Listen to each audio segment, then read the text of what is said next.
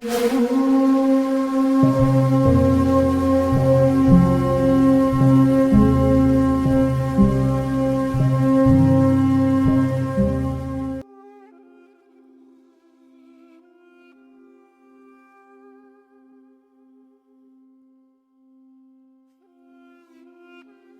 thing.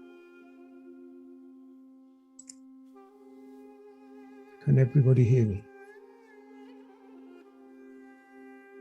Yes, Pastor, I can hear you. Okay. Let's close our eyes and let's relax.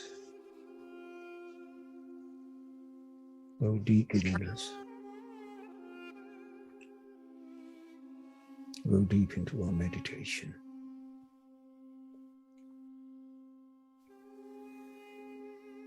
All roads lead to the divine. So whichever road that you cherish, whichever mantra that you cherish, together we can build a beautiful energy. Today I would like to talk about bitterness. The biggest spiritual impediment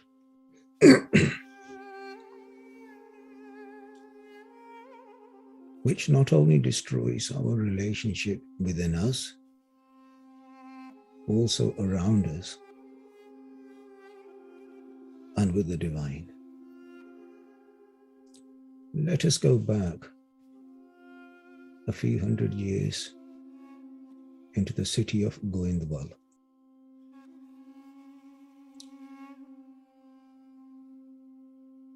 It was a beautiful early morning in the city of Goindwal. The sun was gently rising up in the heavens above, spreading its many shades of liquid gold over the horizon. Sitting in and with the congregation in the ambrosial house known as Amrit Vela was Guru Amar Das Ji, the third reincarnation of Guru Nanak Dev Ji. Guru Amar Das Ji had spent much time in the service, the seva of the second Guru Angad Ji. And when Guru Angad Dev Ji, the second reincarnation of Guru Nanak Dev Ji, left for the heavenly abode, the spiritual seat of Guru Nanak Dev Ji was passed on to Guru Amar Das Ji. This annoyed Baba Datu. Baba Datu was the son of Guru Angad Dev Ji. He felt that being the son of the Guru meant that he would be the natural successor. As the days went by, the more the Sangat went to pay their respects to Guru Amar Das Ji, the more angry Datu became. He simply could not accept that an ex-servant, Sevadar of his father, was today sitting on his father's spiritual seat. Despite many people advising Datu to accept his late Guru father's decision, Datu refuses to accept. The more the praises of Guru Amar Das Ji grew, the more Datu's anger grew. So he hatched up a plan that if he was to leave Goindwal, surely the Sangat will follow him.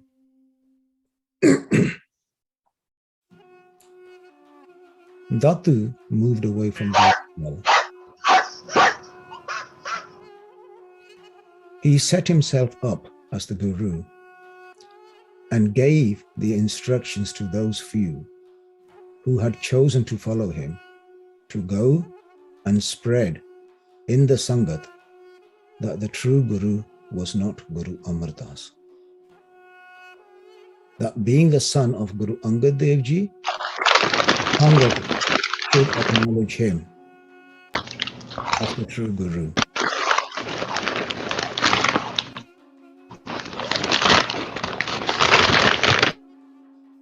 This did not happen.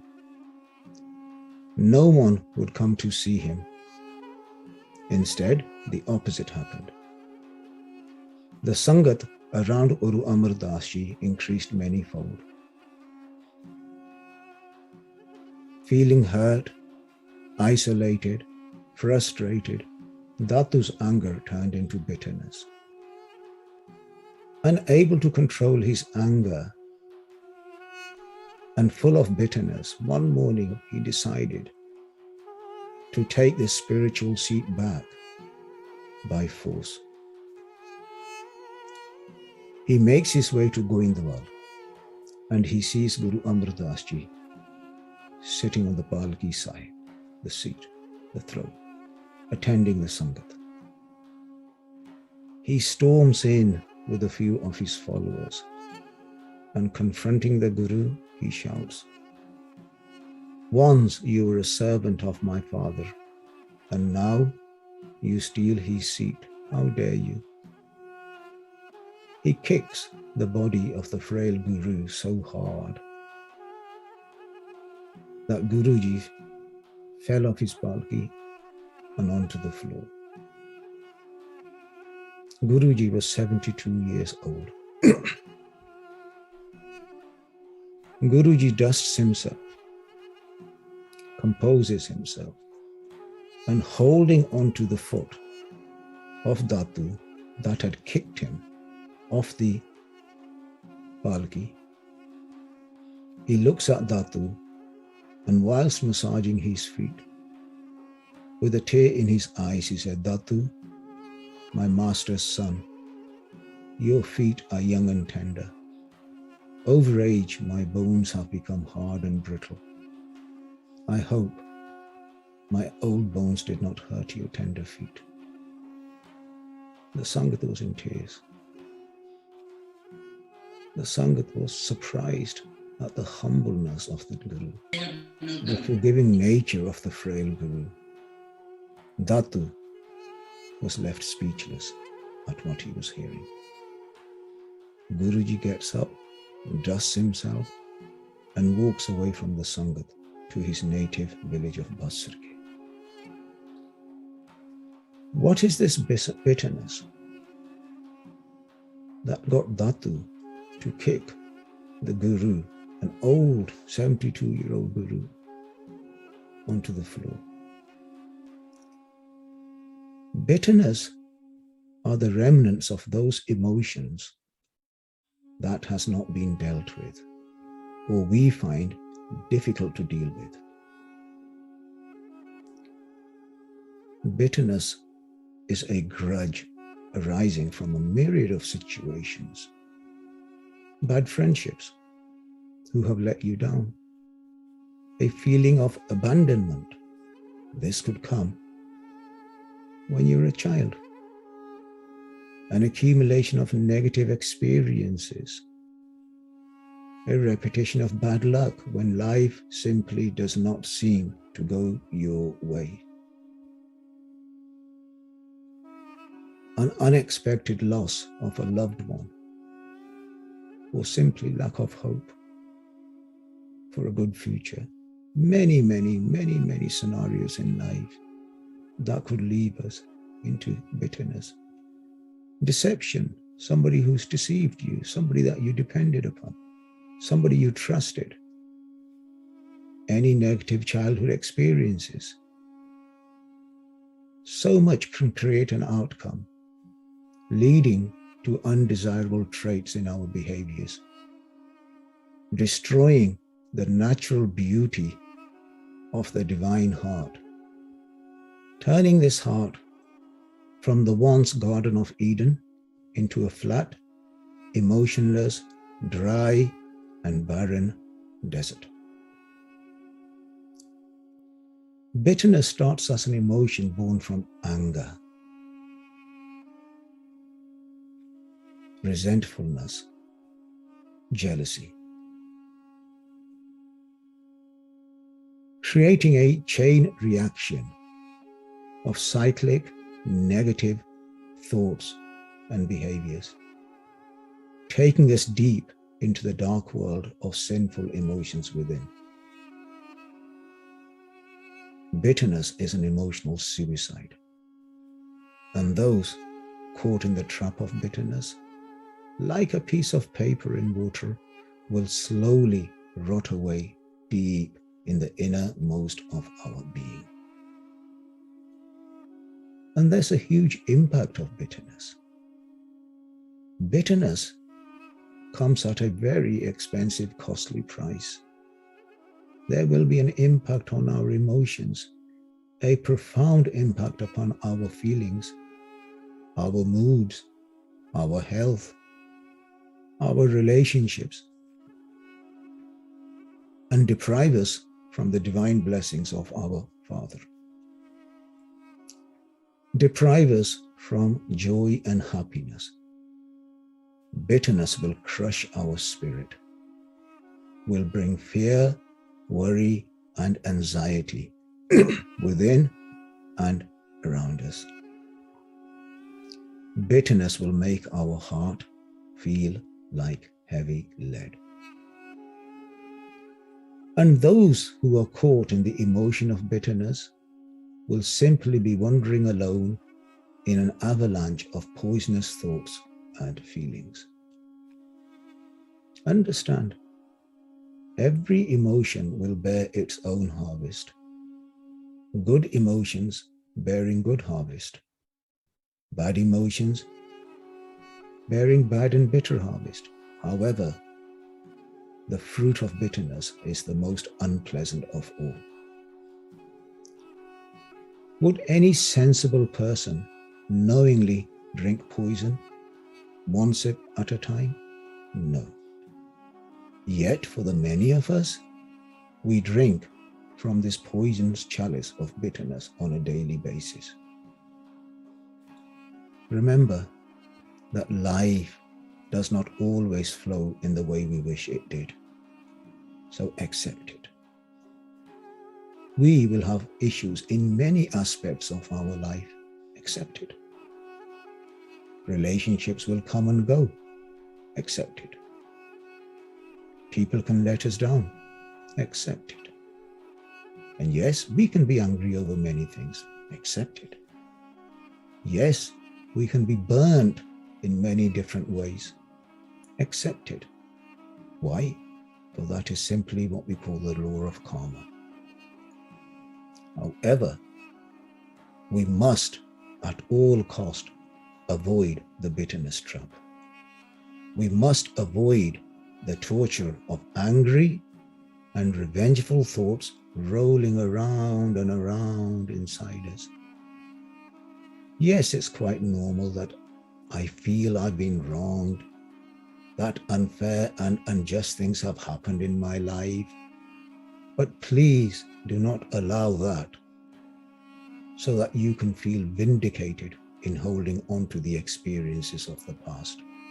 As normal as it may be, we must be aware of the dangers of allowing bitterness to root in our hearts and minds. Bitterness is the most unhealthiest of emotions, a hurt that, if left unchecked, will incubate in our hearts and mind, consequently creating a devastation of the mind, body, and soul. Bitterness will extinguish that divine love that we have all inherited when we were born, that love which makes our life meaningful.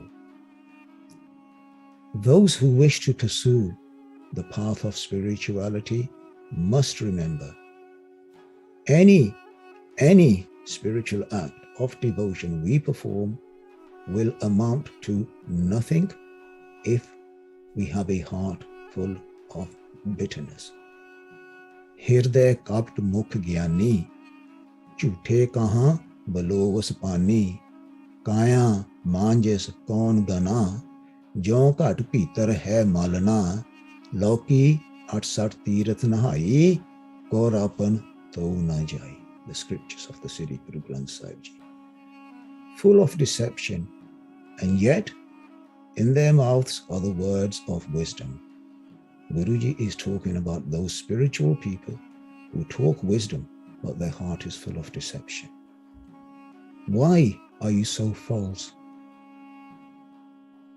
Then Guruji tells us, you are simply wasting your time, washing your body every morning at 2 in the morning, 3 in the morning. For what? Your heart is still full of filth.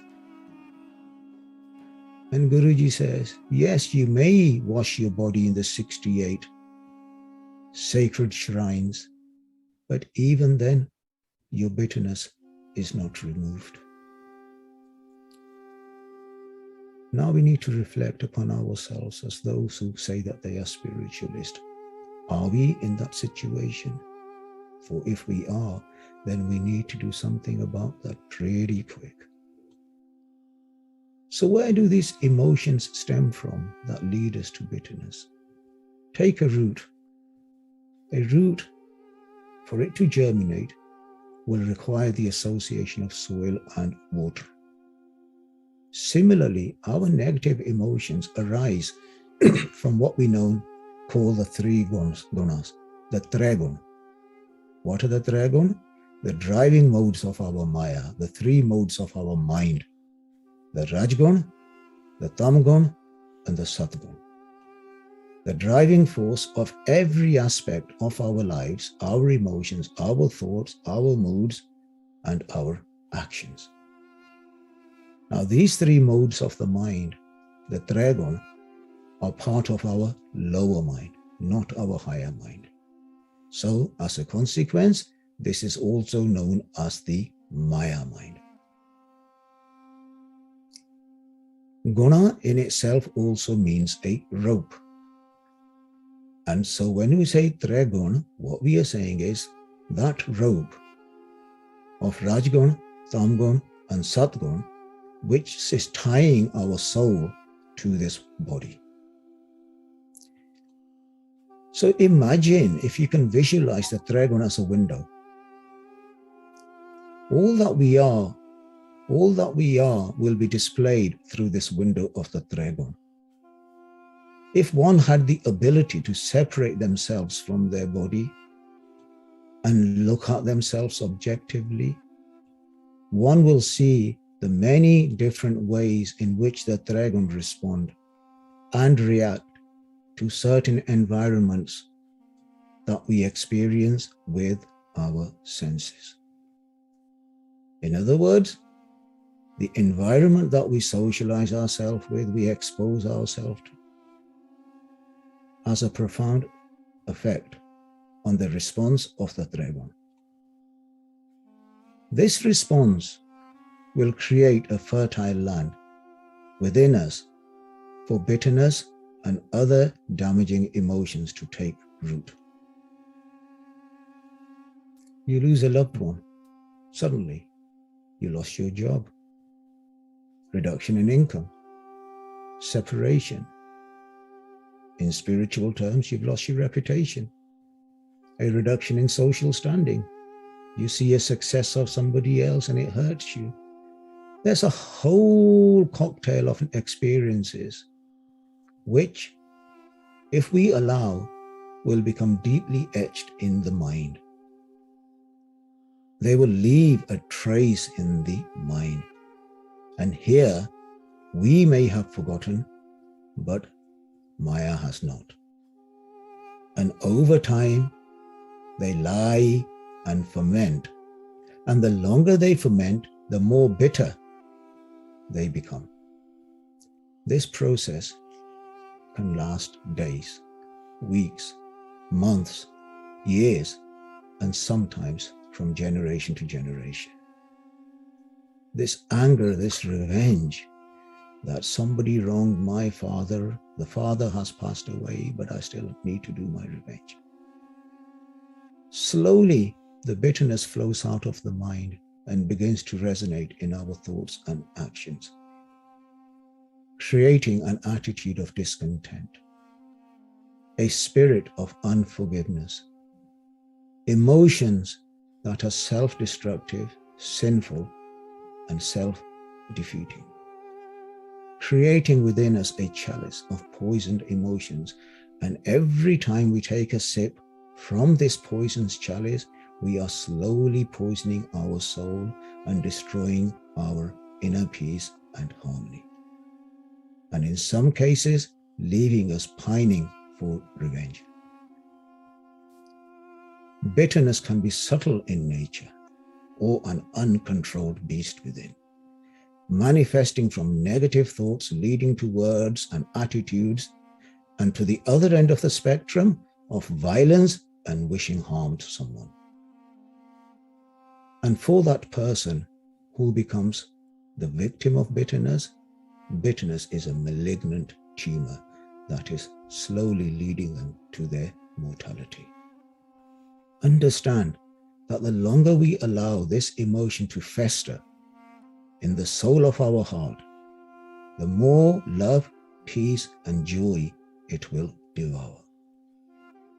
Bitterness will affect the energy structure within us. We have a beautifully balanced energy. We meditate to balance this energy, but bitterness will have a profound effect on this structure.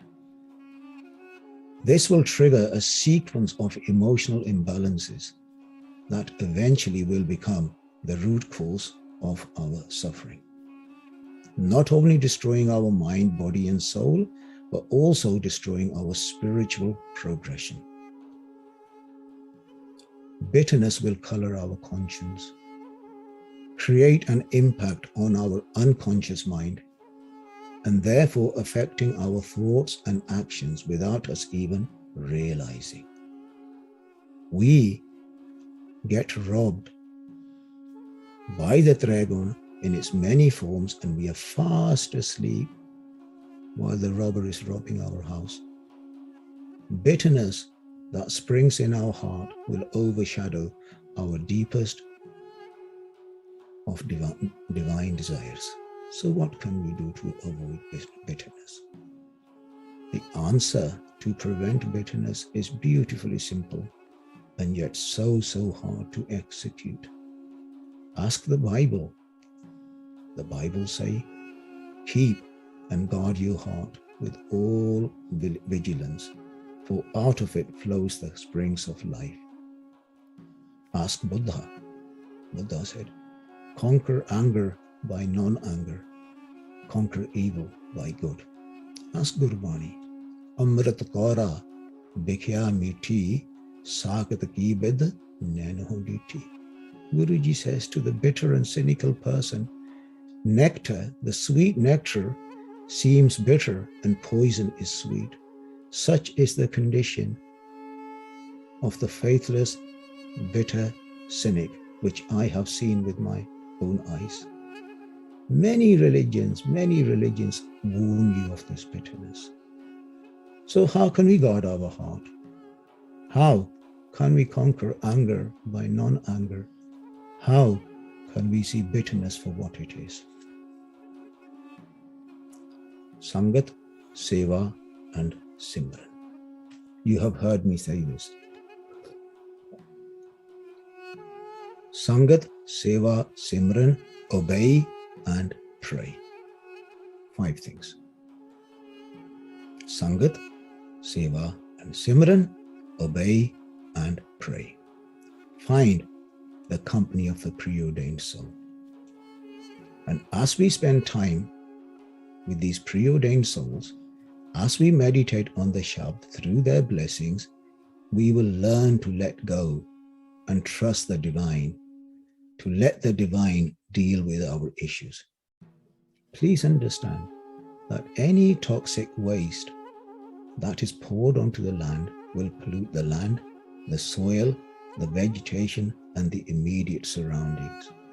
Similarly, toxic thoughts born from the dragon will pollute us from inside out, all that we are and all that we surround ourselves with. So in the Sangat of the preordained, we will learn to avoid being surrounded by bitter and toxic people and situations. Move away from any toxic situation, any toxic person. Remember, in most cases, we will not have the strength to deal with the toxic force of Maya, of bitterness.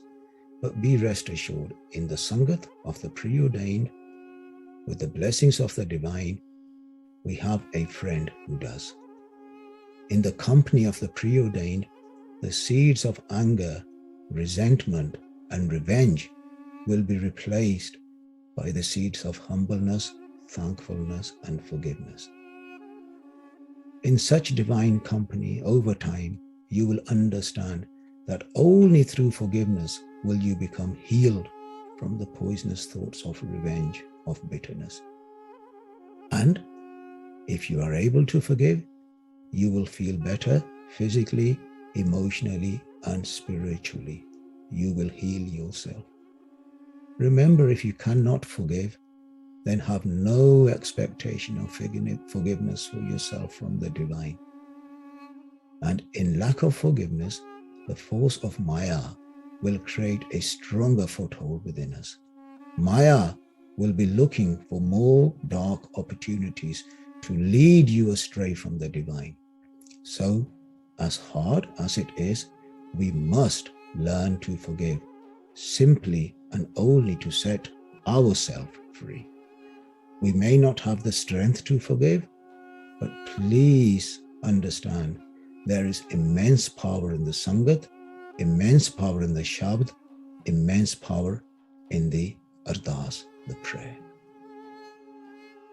We cannot control our karmic existences. This is why we are here for. This whole world, everything around us is no more than a karmic play.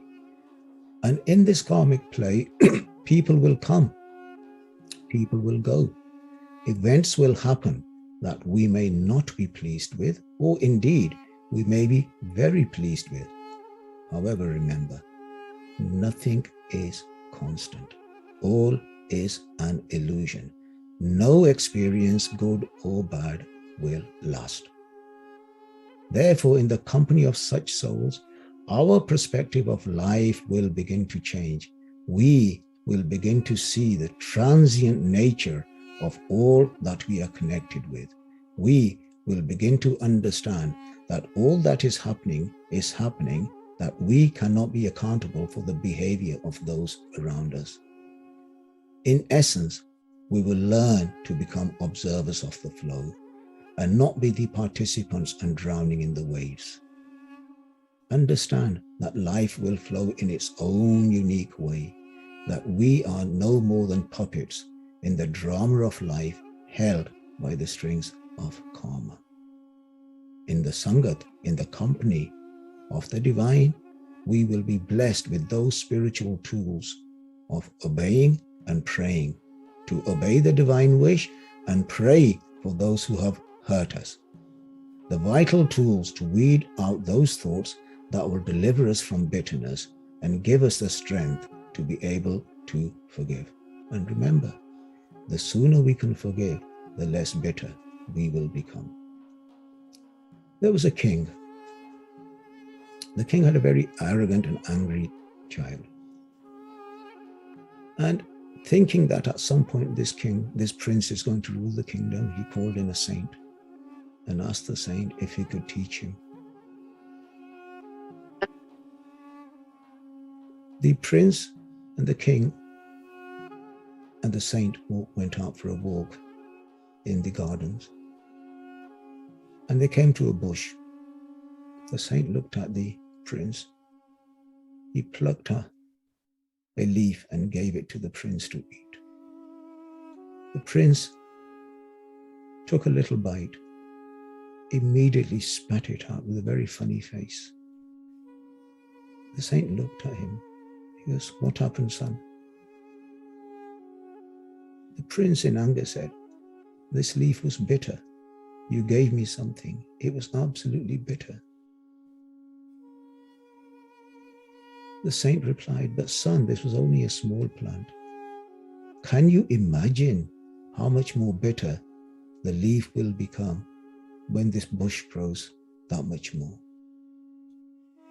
So if we allow bitterness to ferment, anger to ferment, it will only become more strong, more powerful. So forgive quickly without hesitation before a small amount of bitterness turns into a huge amount of bitterness. We will learn that however much we may feel the right to respond, our response under the influence of bitterness will only lead us to sin, a behavior that will not be pleasing to the divine. We will learn that however much spiritual activities we may perform, that if we are unable to forgive, then these actions of piousness will amount to nothing.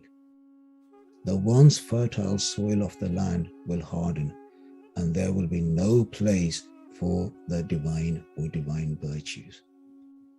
Therefore, enter the Sangat, find good Sangat, meditate, relax in that Sangat, obey, pray, hand over your bitterness, your resentments, and any other contamination of the mind to the divine, and simply detox yourself in the Shabd, the Sangat, and the divine. God bless you. Thank you so much for your time. Thank you, James.